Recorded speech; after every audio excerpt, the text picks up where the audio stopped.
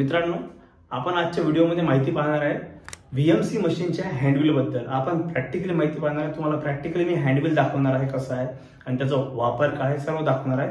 पण त्याआधी तुम्हाला थोडीशी माहिती देतो त्याच्याबद्दल। तर हँडव्हील काय असतं?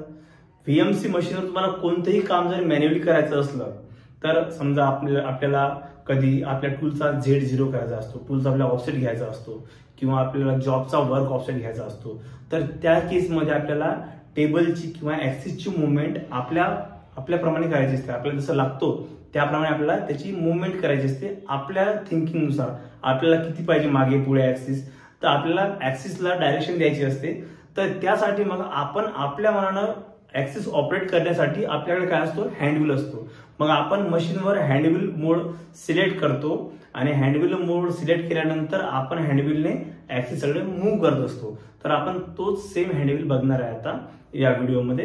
तर चला हँडव्हीलचा आपण सुरुवात करूया। तर बघा, आजच्या व्हिडिओमध्ये आपण माहिती बघणार आहोत व्हीएमसी मशीनच्या हँडव्हीलची। तर बघा मित्र हा आहे व्हीएमसी मशीनचा हँडव्हील। सर्वप्रथम आपण याचे जे बटन्स आहेत त्याची माहिती घेऊ। याला म्हणतात मॅन्युअल पल्स जनरेटर। याच्यामुळे आपण ॲक्सिस खाली किंवा वर करू शकतो आपल्याला वाटते तेवढा। आणि हे असते ॲक्सिस सिलेक्टर बटन। आणि हे जे बटन आहे तर याला काय म्हणतात?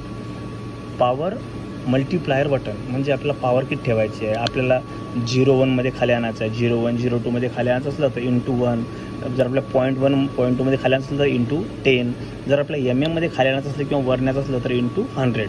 तर या प्रकारे हे पॉवर मल्टीप्लायरचं बटन आहे। तर हे झालं या 3 बटनांची माहिती। तर आता बघा मित्र काय असतं, समजा तुम्हाला तुमच्या एखाद्या टूलचा ऑफसेट घ्यायचा आहे, समजा तुम्हाला Z0 करायचा आहे, तर त्या केसमध्ये आपला जर Z वर असला, तुम्हाला जर झेडला खाली आणायचं असलं तर तुम्ही कसे आणसाल? सिंपल आहे, आधी ॲक्सिस सिलेक्टरला क्लिक करा, म्हणजे त्याचा नॉब फिरवा, त्याला X आहे आता त्याला Z वर न्या। तुम्हाला Z हलवायचं आहे तर Z वर न्या। तर तुम्ही Z वर नेलं, बरोबर आहे, Z सिलेक्ट केलं। तर झेडला सिलेक्ट केल्यानंतर आता झालं हा Z सिलेक्ट झाला। आता झेडला सिलेक्ट केल्यानंतर नंतर तो जर खूप दूर आहे वर्कपीसच्या, त्याला जवळ आणायचं आहे, तर मग तुम्ही *100 करा, म्हणजे तो जरा फास्ट खाली येईल। आणि हे जे पल्स जनरेटर आहे, मॅन्युअल पल्स जनरेटर, त्याच्यामुळे तुम्ही काय करा, याला जर तुम्ही अँटी क्लॉक फिरवलं तर तो मायनसला खाली येईल टूल, आणि जर तुम्ही प्लस साईडला फिरवलं क्लॉकवाईज तर तो काय होईल? वर जाईल टूल। याला म्हणतात मॅन्युअल पल्स जनरेटर किंवा डायल। तर तुम्ही याला जर मायनस केलं इकडं तर टूल मायनस साईडला जाईल, जर प्लस केलं तर टूल प्लस साईडला जाईल। तर समजा तुम्हाला झेडला खाली आणायचं आहे तर तुम्ही पहिले Z सिलेक्ट केला, नंतर *100 केला, म्हणजे रॅपिडली खाली जोरात खाली येईल। नंतर तुम्ही काय करसाल, याला तुम्ही अँटी क्लॉकवाईज फिरवसाल, म्हणजे तो मायनसला खाली येईल टूल, बरोबर आहे। जसाही तो टूलच्या आपल्या वर्कपीसच्या जवळ येईल, तुम्ही काय करसाल, याला तुम्ही *10ला घेसाल, म्हणजे तो 0.1 0.2 मध्ये खाली येईल आणि मग तुम्ही खाली आणसाल। जर तो एकदम वर्कपीसच्या जवळ आला तर तुम्ही *1ला करसाल सिलेक्ट आणि मग त्याला खाली आणसाल, म्हणजे मग तो काय होईल, तो मायक्रॉनमध्ये खाली येईल, 10 मायक्रॉन 20 मायक्रॉन 30 मायक्रॉन अशा प्रकारे तो खाली येईल, बरोबर आहे। हे झालं।